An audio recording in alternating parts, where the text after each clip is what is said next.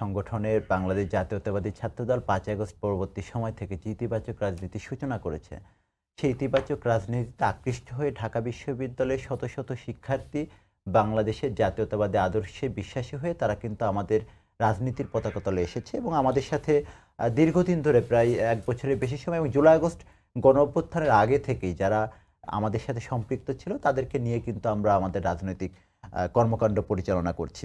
আমার কাছে যেটি মনে হয়েছে যে অনেকে আমরা যখন আমাদের তথ্য এবং প্রাথমিক সদস্য ফর্ম পূরণ করেছি এবং আমাদের সাথে রাজনৈতিক কর্মকাণ্ড পরিচালনা করার পর থেকে অনেকে তাদের তথ্য গোপন করেছে এবং এই তথ্য গোপন কারণ যেহেতু বিগত দিনে অনেকেই হলে ছিল, আসলে তাদের সাথে ছাত্রলীগের সাথে একত্রিত থাকতে হয়েছে।